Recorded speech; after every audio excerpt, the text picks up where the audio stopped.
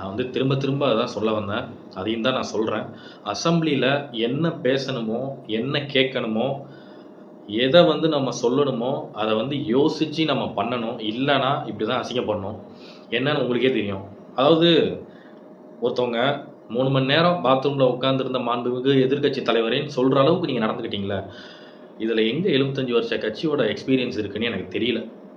மக்கள் இதெல்லாம் பார்க்காததுனால தான், நாலேட்ஜ் எந்த அளவுக்கு இருக்கு, எந்த அளவுக்கு அனுபவம் இருக்கு, எந்த அளவுக்கு ஒரு நாகரிகம் இல்லாம இருக்காங்கங்கிறது மக்கள் இப்ப தான் பார்த்து தெரிஞ்சுக்கிறாங்க. அப்ப பார்க்கல.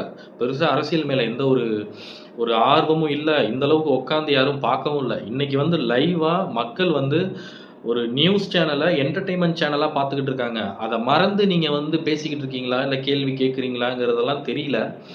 ஏன்னா, யூடியூப தொறந்தாலே அசெம்பிளி தான் வந்து ஒரு ஒரு லைவா போயிட்டுருக்கு.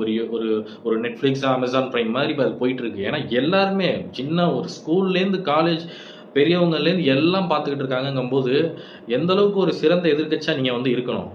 அந்த அளவுக்கு இல்லாம ரொம்ப கேவலமா நடந்துக்கிறீங்கண்ணா. இதுக்கு மேல நான் என்ன சொல்றதுன்னு தெரியல. அவிங்க எல்லாமே வந்து தாவேக்கா வந்து ஃபுல் எவிடன்ஸோட பக்காவா வந்து அவங்க நின்னு அடிச்சு பேசுறாங்க. அதுக்கு பதில் சொல்ல முடியல.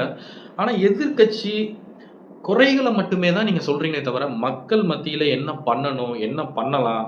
என்னலாம் வந்து நம்ம வந்து செயல்படுத்தலாம்? இத பத்தி நீங்க எதுவுமே இதுவரைக்கும் நீங்க பேசவே இல்ல.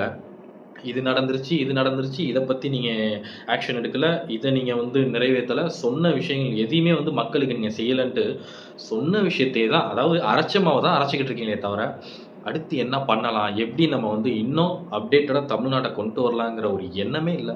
அப்படிதான் நீங்க பேசிட்டு இருக்கீங்க. குறைகள கொஸ்டின்ஸா எடுத்து வைக்கிறீங்க. கேள்வியா எடுத்து வைக்கிறீங்க. ஏன் அப்படி இருக்கீங்கன்னு தெரியல.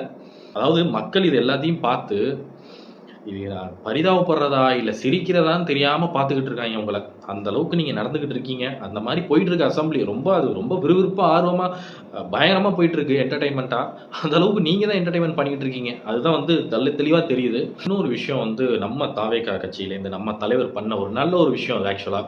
நம்ம ரேஷன் கார்டு இருக்குல்ல, இப்போ வந்து நம்ம ஊர்ல அந்த ஒரு ரேஷன் கடை தான். அது அந்த ஒரு 2 ஊர் வந்து அந்த ரேஷன் கடையில தான் வாங்க முடியும்னா, அங்க மட்டும் தான் வாங்க முடியும். வேற வழி இல்ல. கூட்டம் இருந்தாலோ, இல்ல லைன்ல நின்னு தான் வாங்கணும்னாலும், வேற வழி இல்லாம நின்னு தான் வாங்கி ஆகணும். அது எவ்வளோ நேரம் ஆனாலும் சரி. ஆனா இப்போ அந்த மாரி இல்லாம, இந்த ரேஷன் கார்ட வச்சு, அதாவது ஒரு சாஃப்ட் காப்பி வந்து நம்மகிட்ட இருந்தா போதும். அத வச்சு நம்ம எங்க வேணாலும் போய் அத வாங்கிக்கலாம். எந்த ரேஷன் கடையில வேணாலும் போய் வாங்கிக்கலாம். இது வந்து ஒரு நல்ல ஒரு விஷயம், நல்ல ஒரு அப்டேட்டு. இது வந்து ரொம்ப மஸ்ட்டு. ரொம்ப ஒரு முக்கியம் தான் நான் சொல்லுவேன். ஏன்னா, ஒரே ரேஷன்ல வந்து நம்ம வாங்குறதுக்கு, ஒவ்வொரு ரேஷன் நம்ம போனோம்னா கூட்டமும் குறையும். ரொம்ப ஈஸியா, எளிமையா மக்கள் வந்து போய் வாங்கிட்டு வந்துருவாங்க. எல்லா